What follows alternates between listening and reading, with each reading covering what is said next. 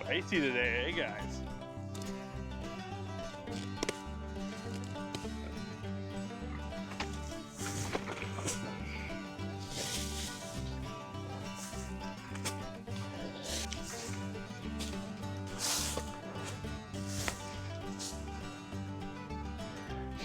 We can have some fun in that and hopefully pack it into the mud a little bit.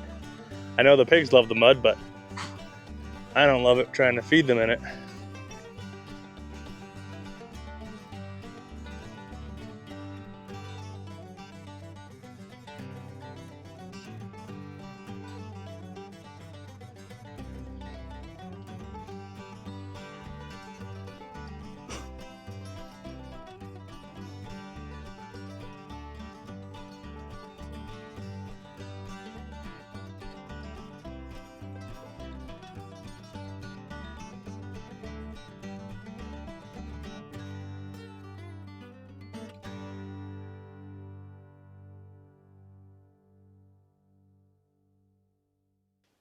So we are out in the back field, kind of our only main field here on the property, and we're starting the process of working on our electric fence.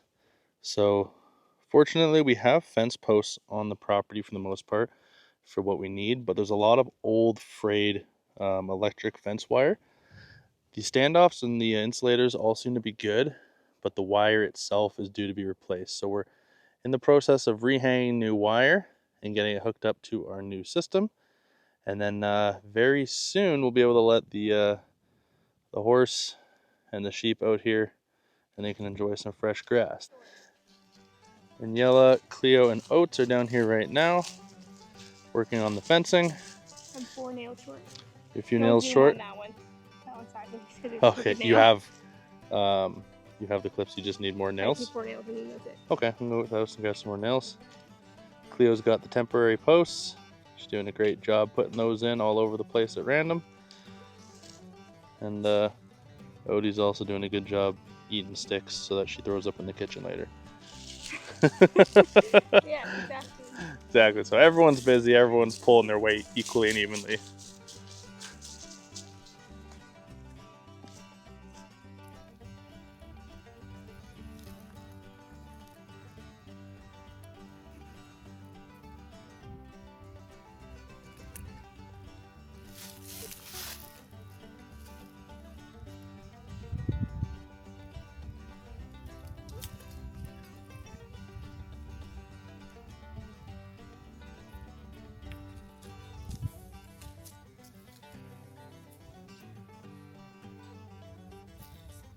It subtangles so easily.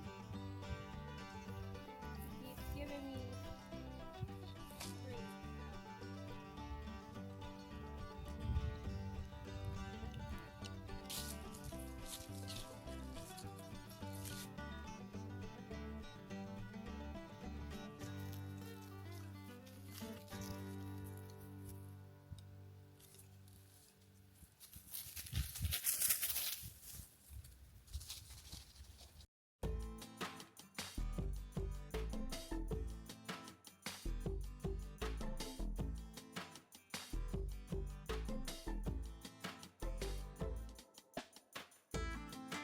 The idea is that we're going to be able to divide up this pasture into kind of whatever size sections we want, because we'll have 3/4 energized. We're not going to energize the back fence because it's a 3-rail 2x6 fence. I'm not too concerned about anyone going through that, but the back is just the wire and then barbed wire beyond the trees. We're trying to keep them from getting tangled in the barbed wire. So I think if we energize 3/4 of it, then we can tie into that at any point, cross the field, tie into one of the fence posts there, and just be able to energize each section that we want and kind of do some rotational grazing, keep everyone on fresh grass as much as possible for the summer season. So I am by no means an expert in this stuff. This is my first electric fence that I've ever set up. I understand the basic concept of how to ground it, how you have your hot wire, ground wires, how to supply power to it, and how many lineal feet you can get out of a unit like the Gallagher S20 that we got. We're only doing a 2-wire setup. Both wires are going to be hot wires connected to a couple of ground rods up by the unit. We're trying to do as minimal pieces as possible, so we're basically going the length of the fence line to the area that we're going to end it, doing a loop, running back, and then terminating there on a separate standoff. So it seems to be working. We've done half the field already, and it's working good. We've terminated at the gate. Now we're going to do a separate loop, and then we'll tie that into the original, so we have a gate that we can actually open and get through. And hopefully the S20 is capable of running it. I'll do a little calculation afterwards to figure out exactly how many lineal feet we've ran, and if we're under the specified rating for it or not. But I think it should work. It's pretty simple. It's not too complicated. So I'm going to start working on this end, see if I can fish the line through some old rubber hose. Unfortunately, I wasn't smart enough to think of how I was going to do this setup before I went and bought some parts. So I'm missing a few things that we'll have to come back and replace afterwards, but I think the hose will work fine for now. And yeah, we'll get going on the second half of this install.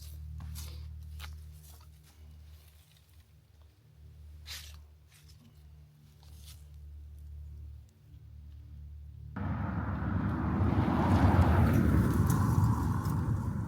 becoming quite the old man with cars going by. I'm often, you're almost waving at people to slow down, but then when they go too slow, I'm like, why is that car driving by our place so slow?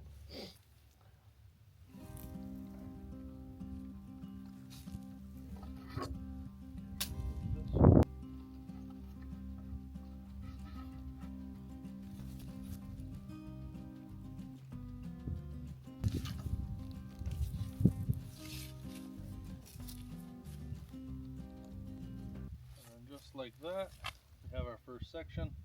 I'm not too worried about tying any fancy knots in the ends because if you're connecting two different wires, that's a different game.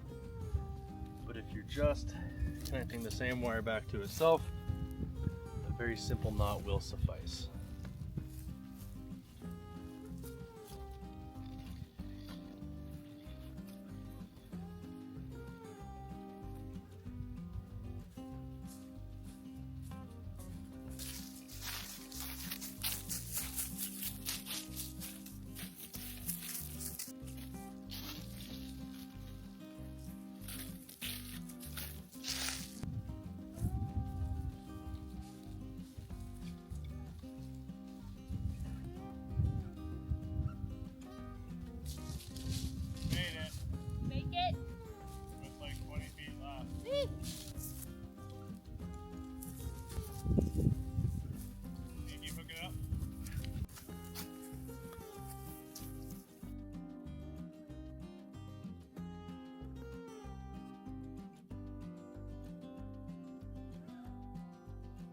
Check the wire. Tell me when you think it's taut enough.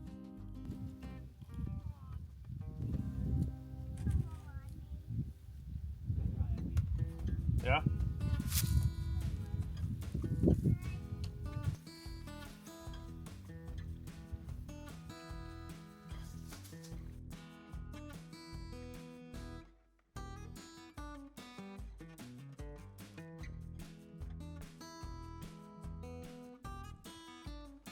Alright, so the 2-wire system is complete and live, or at least at the actual battery, the actual unit, control unit, it is live. My assumption is that this is all live, but there really is only one way to tell. Whew. Oh, yep, it is working. Okay, so if that's working, that means it must be working down here. Connection through. Oh, yep, okay. And this guy, last one to test. Okay, whew, it's working too. All right. So my assumption would be that if it's live at those 3 points, it should be live everywhere. We were about 20 feet short, actually probably less than that, about 10 feet short of the new cable to make the total of the fence. So one of our gate wires is some of the old wire. We just took a piece of it that wasn't ripped or frayed or anything, so that will work nicely, I think. I'll show you guys the unit here quickly. So it's on a T-stake. Previous owners had this T-stake in the ground. There's already a ground rod right beside it. Simple 2-line or 2-wire setup. It's the Gallagher S20. So green light indicates that it's working. There's a battery light if it gets low. Get your hot wire, your ground wire, hot wire comes up and over at the fence post over here, and it's just super simply kind of twisted on. And then this runs the full length all the way to the corner and all the way back up to the buildings where it loops, or sorry, my apologies, where it terminates. So that's actually the start point in that corner. Runs all the way over to us here, loops down, and then all the way back to that corner. So it's both on isolators over there. Then here, these guys pass through. So both of these connections pass through the handles. The flaw, obviously, in the system is if you open this gate, this whole side here is dead. But I'm assuming that's a flaw that happens on just about any electric fence setup. So then same thing over here. These wires come around, do a loop. So it starts over in the far corner, comes back over, loop, and back.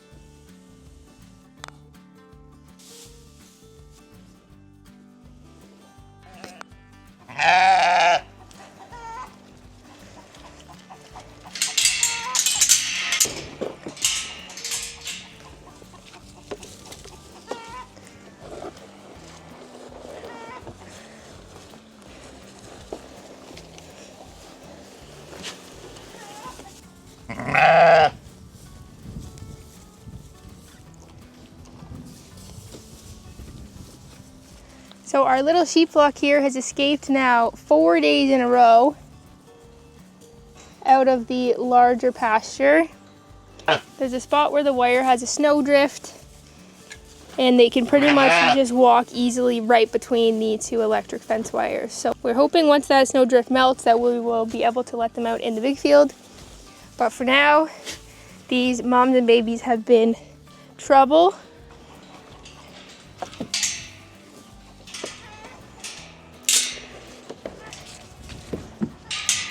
Single mom, no baby is the only one that could be out. So this was all snowdrift yesterday here, and we're still working on this. This is really the only snow we have left in the whole pasture. And of course, that is the one spot they found they can sneak out through the wire. I'll show you. Snow has already melted substantially since yesterday, but they were pretty much just walking right between these two wires and avoiding a shock. Until all this is melted, we are not going to let the moms and babies out into the bigger field.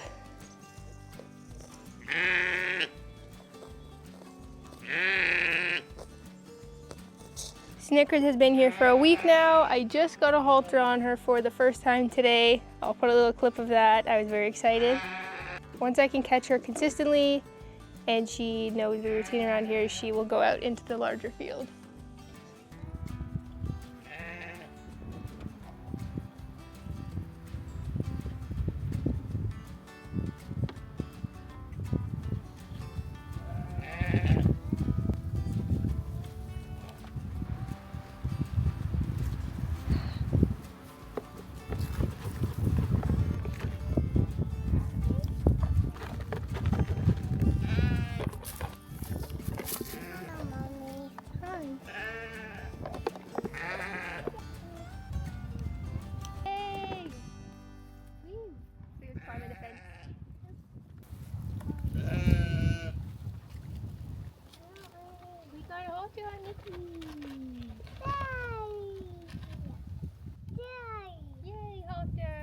It is Sunday today, which means she has been here for 1 week.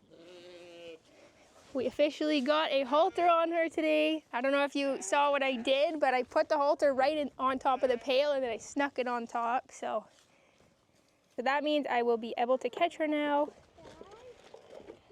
work on walking around. That is a huge deal.